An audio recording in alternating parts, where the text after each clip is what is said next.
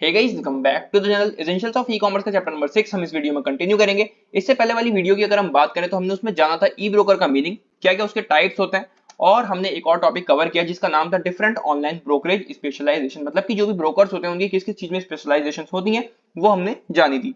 तो ये तो बात रही इससे पहले वाले पार्ट की। उम्मीद करता हूँ वो पार्ट आपने देखा होगा, वो वीडियोस आपने देखी होंगी जो भी इससे पहले वाली वीडियोस थी। अगर आपने वो वीडियोस नहीं देखी है तो प्लेलिस्ट बनी हुई है एसेंशियल्स ऑफ ई कॉमर्स की, वहां से जाके आप उनको देख सकते हैं। और एक जरूरी बात, अगर आपने अभी तक टेलीग्राम चैनल ज्वाइन नहीं करा है तो उसको जाके ज्वाइन कर लो, वहां पर आपको नोट्स बिल्कुल फ्री में अवेलेबल हो जाएंगे। ठीक है, तो अब बात करते हैं इस वीडियो में क्या कवर करने वाले हैं। तो इस वीडियो में जो हम सबसे पहला टॉपिक कवर करेंगे वो है बेनिफिट्स ऑफ ऑनलाइन बैंकिंग। तो आप सभी लोग ऑनलाइन बैंकिंग करते होंगे, राइट? कोई भी आप ट्रांजेक्शन वगैरह कर रहे हैं, घर बैठे बैठे आप कर रहे हैं वो चीज, ठीक है, तो उसके क्या क्या बेनिफिट्स हैं वो हम जानेंगे।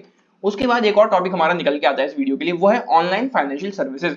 फाइनेंशियल सर्विसेज यानी कि ऐसी सुविधाएं जो पैसों से संबंधित है। अब इसमें ऑनलाइन वर्ड भी लग गया, तो वही सारी चीजें, वो सारी सुविधाएं हम घर बैठे बैठे भी कर सकते हैं, या फिर हम कहीं भी हैं, जिस भी जगह पर हैं, जिस भी दुनिया के कोने में हम वहां से वो सुविधाएं ले सकते हैं या फिर कर सकते हैं वो काम। ठीक है, तो जल्दी से पेन और कॉपी लेके बैठ जाओ, खुद के नोट्स बनाना शुरू कर दो, पढ़ना और समझना शुरू कर दो। सबसे पहला टॉपिक इस वीडियो का जो कि बेनिफिट्स ऑफ ऑनलाइन बैंकिंग। तो आप सभी लोग ऑनलाइन बैंकिंग करते हैं, आप घर बैठे बैठे ट्रांजेक्शन कर रहे हैं, कोई आप शॉपिंग कर रहे हैं तो वहां पर आप कुछ ना कुछ ट्रांजेक्शन जो कर रहे हैं वही आपकी ऑनलाइन बैंकिंग कहलाती है। अब जानते हैं उसके क्या क्या फायदे हैं। वैसे तो हम पहले भी डिस्कस कर चुके हैं और बहुत इजी टॉपिक है, आपको भी बहुत सारी चीज इसके बारे में पता होंगी, पर एग्जाम में टॉपिक पूछा जाता है, काफी ज्यादा पूछा जाता है, तो इसको हम अच्छे से पढ़ते हैं और समझते हैं। सबसे पहला जो हमारा पॉइंट है वो है अवेलेबिलिटी, राइट? अगर हम अवेलेबिलिटी की बात करें तो ऑनलाइन बैंकिंग सर्विस जो है वो हमें हर जगह अवेलेबल होती है, चाहे वो किसी भी समय की हम बात करें या फिर हम किसी भी जगह की बात करें, हम दुनिया के किसी भी कोने से किसी भी समय पर उस ऑनलाइन बैंकिंग का बेनिफिट ले सकते हैं। यही सबसे बड़ा बेनिफिट है इस ऑनलाइन बैंकिंग का। ठीक है, हमें बैंक नहीं जाना है, अगर हमें अभी कोई चीज खरीदनी है या फिर किसी को पैसे भेजने हैं, किसी से पैसे लेने हैं, तो वो हम बिल्कुल अभी, चाहे हम किसी भी जगह पर हो, चाहे हमारा बैंक हमसे कितना भी दूर क्यों ना हो, हम वो पैसे रिसीव या फिर सेंड कर सकते हैं। ठीक है, थोड़ा इसको पढ़ लेते हैं, वही सब चीजें यहाँ पर लिखी हुई हैं। You can avail the banking services round the clock through out the year. आप चाहे दुनिया के किसी भी कोने पर हो, ठीक है, या फिर आपके कोई भी समय हो, चाहे आपका सुबह हो रही हो, चाहे दोपहर हो रही हो, चाहे शाम हो रही हो, चाहे आधी रात हो रही हो, आप वो सर्विस ले सकते हैं। ये सबसे बड़ा बेनिफिट है ऑनलाइन बैंकिंग का। आपको बैंक नहीं जाना, आपको एटीएम नहीं जाना, आपको कुछ नहीं करना, बस आप घर बैठे बैठे पैसे भेज सकते हो या फिर ले सकते हो, या फिर कोई भी शॉपिंग वगैरह आप कर सकते हो बिल्कुल घर पर बैठ के। Most of the services offered are not time restricted, you can check your account balance at any time and transfer funds without having to wait for the bank to open. वही चीज यहाँ लिखिए कि आप कभी भी किसी भी समय पर आपके बैंक से जो भी आपको अमाउंट किसी को भेजना है या फिर रिसीव करना है वो आप कर सकते हो बिना बैंक में जाए। ठीक है, अब आपका बैंक चाहे ओपन है, चाहे आपका बैंक क्लोज है, चाहे हॉलीडे है, कुछ भी है, लेकिन आप उस ऑनलाइन बैंकिंग का यूज कर सकते हो। तो ये सबसे बड़ा बेनिफिट निकल के आता है। नंबर 2 है हमारा इजी टू ऑपरेट। अब काफी सारी एप्लीकेशंस बन चुकी हैं इस ऑनलाइन बैंकिंग का बेनिफिट लेने के लिए, जैसे गूगल पे हो गया, फोन पे हो गया, पेटीएम हो गया, ऐसी बहुत सारे एप्लीकेशंस हैं। अब उनको आप बहुत इजीली ऑपरेट भी कर सकते हो। तो ये जो ऑनलाइन बैंकिंग है ये बहुत फिंगर टिप्स पर चलने लगी है। आज के समय में बच्चा भी इसको इस्तेमाल कर रहा है, जो बड़े एज वाले लोग हैं वो भी इसको इस्तेमाल कर रहे हैं। ठीक है, तो काफी ज्यादा इजी टू ऑपरेट है। इसको थोड़ा पढ़ते हैं। Using the services offered by online banking is simple and easy. जो सर्विसेज ऑफर्ड कर रही है हमें ऑनलाइन बैंकिंग, उसको यूज करना काफी ज्यादा सिंपल है, काफी ज्यादा इजी है। ठीक है, many find transacting online at a lot easier than visiting the branch for the same। तो अगर आप बैंक जाके वही सब चीजें करोगे, पहले आप बैंक जाओगे, वहां से आप कैश निकालोगे, लाइन में भी लगोगे, ठीक है, वहां से आप कैश निकालोगे पहले, राइट, फिर उसके बाद जाके आप अपना जो भी आपको खरीदना होगा वो आप खरीदोगे, या फिर किसी को पैसे देने तो वो आप पैसे दोगे, तो वो चीज में आपको काफी ज्यादा टाइम लग गया। हो सकता है आप कुछ काम अपना कर रहे हो, उसको छोड़ के आपको जाना पड़ेगा। ठीक है, तो वो काफी ज्यादा एक मुश्किल काम हो गया, काफी ज्यादा एक कॉम्प्लिकेटेड प्रोसेस पूरा रहेगा, राइट। अगर हम देखें कि घर बैठे बैठे आप सब चीजें कर सकते हो, तो वो काफी ज्यादा इजी और सिंपल सी चीज रहेगी। अगर हम कंपेयर करें कि एक तरफ आप अपने बैंक जा रहे हो, लाइन में लग रहे हो, वहां से आप कैश विड्रॉ कर रहे हो, फिर जहां पे आपको जाना है वहां जा रहे हो, उससे अगर हम कंपेयर करें, और एक दूसरी चीज है जो आप घर बैठे बैठे अपने फोन से ही जो भी आपको ट्रांजेक्शन करनी है वो कर रहे हो, तो काफी ज्यादा इजी और काफी ज्यादा सिंपल वो चीज हो जाती है, राइट। तो ये हो गया हमारा सेकंड बेनिफिट जो कि easy to operate. Number third है कन्वीनियंस। अब कन्वीनियंस भी वही चीज आ गई कि आप बिल्कुल कन्वीनियंटली आपको कोई भी रिचार्ज करना है, कोई भी आपको बिल पे करना है, चाहे वो गैस का बिल है, चाहे वो आपका इलेक्ट्रिसिटी बिल है, चाहे आपको कोई रिचार्ज करना है, आपके टीवी का कोई रिचार्ज है, आपके फोन का रिचार्ज है, किसी भी चीज का रिचार्ज है, तो वो आप बहुत कन्वीनियंटली कर सकते हो, राइट। थोड़ा इसको पढ़ लेते हैं। You need not leave your chores behind and go stand in Q at bank branch. जैसा कि मैंने आपको बताया, आपको अपने कुछ भी काम छोड़कर बैंक नहीं जाना है, राइट। जो भी आपको काम करना है वो घर बैठे बैठे बिल्कुल कर सकते हो। You can complete your transaction from wherever you are. आप जहां भी हो, जिस भी जगह पर हो, जिस भी समय पर हो, आप अपनी ट्रांजेक्शन को कर सकते हो। ठीक है, कोई रिचार्ज करना है, कोई बिल पे करना है, वो आप बिल्कुल इजीली कर सकते हो। Pay utility bills, recurring deposit account, instalments and other using online banking. तो कुछ भी चीजें आप कर सकते हो कभी भी, तो कन्वीनियंटली यहाँ पर आप सब चीजें इजीली कर सकते हो, राइट। तो थर्ड पॉइंट हमारा यहाँ पर आता है कन्वीनियंस। उसके बाद बात करते हैं फोर्थ पॉइंट की, जो कि है टाइम एफिशिएंट। टाइम एफिशिएंट यानी कि आप बहुत कम समय में इस चीज को कर सकते हो। ये जो हमारा पूरा प्रोसेस रहता है एक ट्रांजैक्शन का, या फिर किसी को पैसे देना है, किसी से पैसे लेना है, जो भी चीज है वो बिल्कुल टाइम टू टाइम आप चीजें कर सकते हो, ठीक है। उसमें कोई भी डिले नहीं होगा, कोई भी टाइम डिले नहीं होगा। एक तरफ आप देख रहे हो कि आप बैंक जाओगे, वहां से आप लाइन में लगोगे, आप वहां से पैसे निकालोगे, एक फॉर्म भरा जाता है विड्रॉ करने के लिए, ठीक है। तो उस सब चीजों में टाइम लगेगा। अब फिर उसके बाद आप बिल पे करने जा रहे हो, ठीक है। और एक तरफ आप घर में बैठे हो, राइट, आपने लिंक कर रखा है जो भी बिल आपका आता है, आपने बस वहां नंबर डाला और आपका बिल कुछ सेकंड्स में ही वो पे हो जाता है। या फिर कोई भी रिचार्ज आपको करना है तो वो सेकंड्स में, विद इन सेकंड हो जाता है, राइट। तो टाइम एफिशिएंट हमारा ऑनलाइन बैंकिंग सिस्टम रहता है, ठीक है। तो वही सब चीजें यहाँ पे लिखी है। You can complete any transaction in a matter of a few minutes via internet banking. तो कुछ ही मिनट्स में, कुछ सेकंड्स में कह सकते हैं, ठीक है, वो आप इंटरनेट बैंकिंग से चीजें कर सकते हैं। Funds can be transfer to any account within the country और open a fixed deposit account within no time और ऑन नेट बैंकिंग। तो आज के समय में हम ऑनलाइन बैंक अकाउंट खुलवा सकते हैं बिल्कुल घर पे बैठे बैठे, हमें ब्रांच भी विजिट नहीं करनी होती, राइट। तो वो भी कुछ मिनट्स में काम हो जाता है, ठीक है। हम एक कंट्री से दूसरी कंट्री अगर पैसे भेजना चाह रहे हैं, फिर रिसीव करना चाह रहे हैं, तो वो चीज भी बहुत इजीली हो जाती है। तो टाइम एफिशिएंट भी हमारा ऑनलाइन बैंकिंग सिस्टम रहता है, तो ये भी इसका एक बेनिफिट बन जाता है। नंबर फिफ्थ पॉइंट की अगर हम बात करें, एक्टिविटी ट्रैकिंग, ये भी काफी ज्यादा एक अच्छी चीज है। आपने जो भी ट्रांजैक्शन करी है, अगर आपने अपने फ्रेंड को 200-300 रुपए जो भी भेजे हैं, कुछ भी ट्रांजैक्शन आपने करी है, कोई भी चीज आपने खरीदी है, किसी को पैसे भेजे हैं, किसी पैसे आए हैं, तो उस ट्रांजैक्शन की पूरी डिटेल आपके पास आ जाती है थ्रू एसएमएस, या फिर हम कह सकते हैं थ्रू एन ईमेल। तो आप इजीली वहां पर पता लगा सकते हो आपने कितना अमाउंट किसको दिया है, कितना अमाउंट आपके पास कहीं से आया है, कितने आपका आपने बिल पे किया है, कौन सी तारीख को किया और कौन से समय पर किया है। तो वो पूरी एक्टिविटी आप ट्रैक कर सकते हो। अगर फ्यूचर में भी आपको कोई हिसाब लगाना है कि इतना इतना रुपया मेरा कहाँ कहाँ खर्च हो गया, तो वो आप इजीली अपने जो भी ट्रांजेक्शन आपने ऑनलाइन करी है वहां से देखकर आप पता लगा सकते हो। लेकिन अगर हम कंपेयर करें, आप बैंक गए हो, वहां से आपने विड्रॉ किया है, वहां पे आपको एक पेपर स्लिप मिलती है, एक छोटी सी रिसीट मिलती है जब आप विड्रॉ करते हो, तो उसमें लिखा होता है कि आपने इतना इतना अमाउंट जो है विड्रॉ किया है और अब आपका ये करंट बैलेंस है। अगर बाय चांस वो खो गई और फ्यूचर में आपको हिसाब लगाना है कि मैंने कितना अमाउंट कहाँ पे दिया है, कितना अमाउंट मेरे पास आया है, तो वो सब चीजें इतने अच्छे से नहीं हो पाएंगी, ठीक है, जितना ऑनलाइन बैंकिंग में हो जाएंगी। तो वही सब चीजें यहाँ पे लिखी है, थोड़ा इसको पढ़ लेते हैं। When you make a transaction at a bank branch, you will receive an acknowledgement receipt।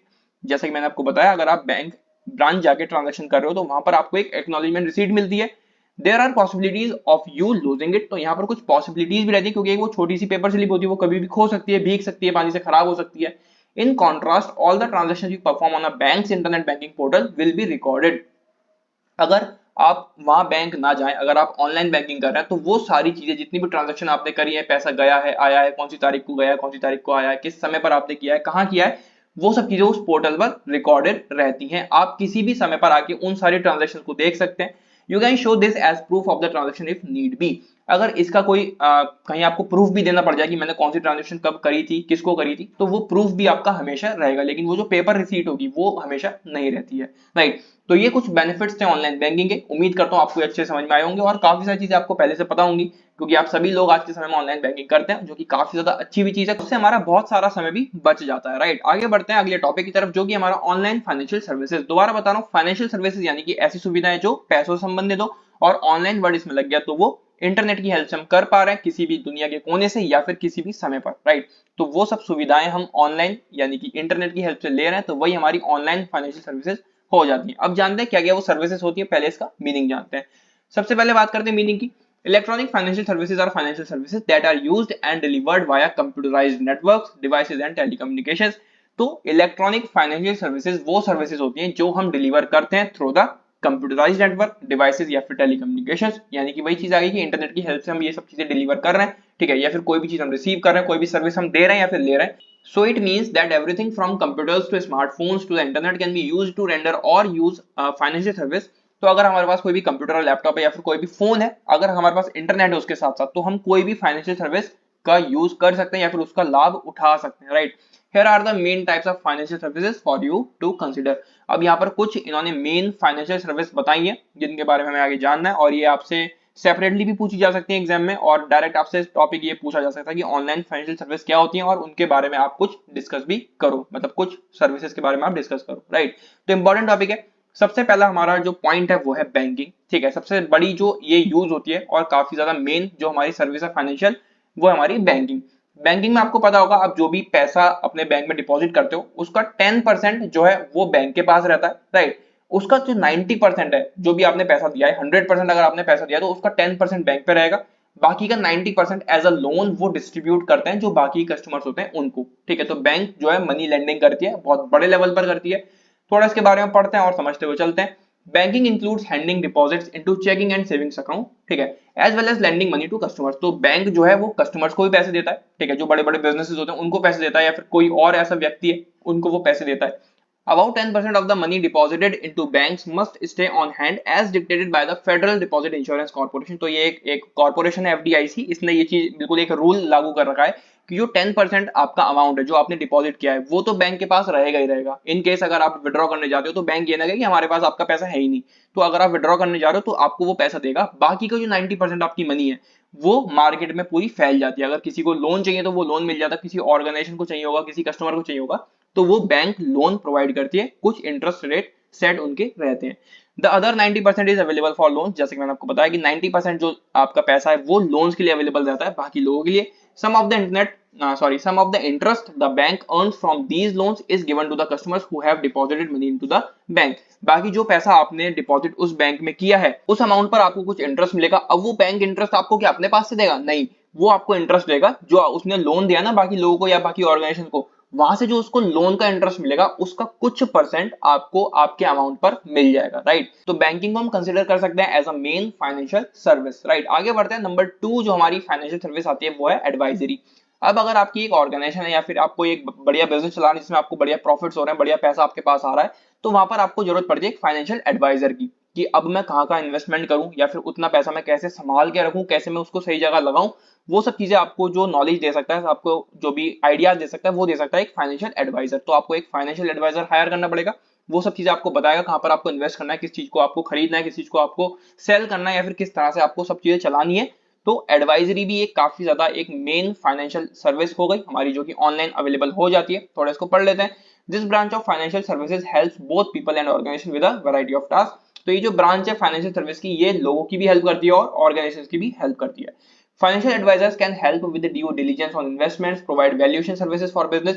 तो बहुत सारी इन्वेस्टमेंट की टेक्निक्स ही आपको बता देगा, ठीक। बिजनेसेस में वैल्यूएशन सर्विसेज प्रोवाइड करते हैं and aid in real estate endeavours and more. और काफी सारी चीजें ऐसी रहती है जो रियल एस्टेट से रिलेटेड होती है या फिर और भी काफी सारी चीजें होंगी जो एक फाइनेंशियल एडवाइजर आपको प्रोवाइड कर सकता है, राइट। नेक्स्ट है हमारा वेल्थ मैनेजमेंट। अब आपके पास एक जब फाइनेंशियल एडवाइजर था, आपने बहुत सारे प्रॉफिट्स और ज्यादा अर्न किए, आपने बढ़िया इन्वेस्टमेंट करी, आपके पास और पैसा आया। अब सबसे मेन चीज आती है कि उसको हम कैसे मैनेज करें। आपके पास बहुत पैसा है, आपका एक बहुत बड़ा बिजनेस बन चुका है, बहुत बड़े लेवल पर आप ग्रो कर चुके हैं, राइट। आपके पास एसेट्स हैं बहुत सारे, आपने बहुत सारी इन्वेस्टमेंट कर दी है। अब सबसे बड़ी चीज आती है कि उसको मैनेज कैसे करें, ठीक है, क्योंकि बहुत एक बड़े लेवल पर वो बिजनेस बन चुका है। तो वेल्थ मैनेजमेंट वहां पर एक चीज आती है। This type of financial service helps people to save money intelligently and receive a return on their investment with when possible। तो ये भी सिमिलर है उस एडवाइजरी वाले पॉइंट से जिसमें आप अपनी वेल्थ को पूरा मैनेज करते हैं, ठीक है। वेल्थ यानी कि जो भी आपकी पूरी संपत्ति है, जो भी आपका पूरा बिजनेस है उसको मैनेज करना। तो ये भी हमारी एक ऑनलाइन फाइनेंशियल सर्विस हो जाती है, राइट। आगे बढ़ते हैं। जो हमारी बाकी फाइनेंशियल सर्विस है वो है म्यूचुअल फंड। तो म्यूचुअल फंड्स में हम शेयर्स में इन्वेस्ट करते हैं। जिस शेयर में हमने इन्वेस्ट करा अगर वो ऊपर जाएगा तो उससे हमें कुछ परसेंट रिटर्न भी मिलेगा, राइट। तो ऐसे लोग जो अपने फाइनेंसेस को लेकर थोड़ा हेजिटेंट रहते हैं, उन्हें लगता है कि मैं अपने पैसे बेकार में इधर-उधर खर्च कर रहा हूँ या फिर बैंक में ही पड़े हैं वो, मैं उनका कुछ यूज नहीं कर रहा, और अगर उनके पास अच्छी नॉलेज भी है इस म्यूचुअल फंड्स को लेकर, इन इन्वेस्टमेंट्स को लेकर, तो वो यहाँ पर अपना पैसा लगा सकते हैं, इन्वेस्ट कर सकते हैं और बदले में कुछ रिटर्न भी उन्हें मिल जाता है, राइट। तो ये भी एक ऑनलाइन फाइनेंशियल सर्विस है जिसको कोई भी कभी भी किसी भी समय बहुत इजीली एक्सेस कर सकता है, राइट। आगे बढ़ते हैं फिफ्थ ऑनलाइन फाइनेंशियल सर्विस की तरफ जो कि हमारा इंश्योरेंस। अगर हम इसको आसान शब्दों में समझे तो ये एक ऐसा सिस्टम है जिसकी हेल्प से हम अपने किसी भी लॉस को बहुत इजीली कवर कर सकते हैं। लेकिन जिस भी चीज का हमें लॉस कवर करना है उसका इंश्योरेंस होना जरूरी है।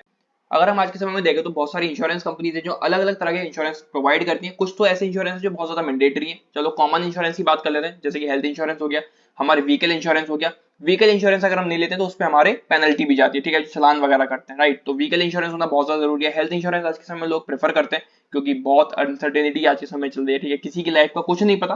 तो हेल्थ इंश्योरेंसेस की बहुत ज्यादा डिमांड है। बाकी होम इंश्योरेंस बहुत सारे लोग लेते हैं, ठीक है। तो अलग अलग तरह के इंश्योरेंस होते हैं। वो इंश्योरेंस किस लिए होते हैं? अपने जो भी लॉस है उनका उसको कवर करने के लिए। जो भी लॉस उनका हो सकता है, शायद ना भी हो, राइट, लेकिन अगर 1% होने की चांसेस हैं या फिर हो गया तो उनका वो लॉस कवर हो जाएगा, राइट। तो बिजनेस में भी बहुत सारे इंश्योरेंसेस होते हैं, राइट। बिजनेस में जो भी हमारी फर्म है उसका पूरा इंश्योरेंस होता है, थेफ्ट इंश्योरेंस होता है, फायर इंश्योरेंस होता है, जो भी एसेट्स हैं उनका वो कोई पर्टिकुलर एसेट का इंश्योरेंस करवा सकते हैं, right.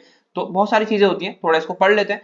This is one of the most common areas of financial service. जो हमारा इंश्योरेंस है, ये बहुत ज्यादा कॉमन एरिया है फाइनेंशियल सर्विस का, क्योंकि हर एक जगह पर, हर एक घर में, या फिर हम कह सकते हैं हर एक ऑर्गेनाइजेशन में आपको ये इंश्योरेंस वाली चीज देखने को मिलेगी, राइट। हेल्थ इंश्योरेंस हर एक घर में तो नहीं होगा, लेकिन जो व्हीकल इंश्योरेंस वो जरूर आपको देखने को मिलेगा हर एक घर में जहां भी व्हीकल होगा, right. Most people have some understanding of insurance. It is a system that you pay into monthly or annually, which acts as a safety net and covers cost of some large expenditures which are often unforeseen. तो ये जो हमारा insurance system है, ये एक ऐसा system है जैसे कि मैंने आपको बताया कि जो भी आपके लॉसेज है उनको कवर कर सकता है। वो मंथली और एनुअली कैसे भी आपको पे करेगा, लेकिन जो अभी आपका लॉस है वो कवर हो जाएगा, ठीक है। जो भी आपके लार्ज एक्सपेंडिचर है, छोटी मोटी चीज के लिए 100-200 रुपए की चीज के लिए तो हम इंश्योरेंस नहीं करवाते, लेकिन जो हमारी लाखों की चीज है, करोड़ों की चीज है, उसके लिए हम इंश्योरेंस करवाते हैं, राइट।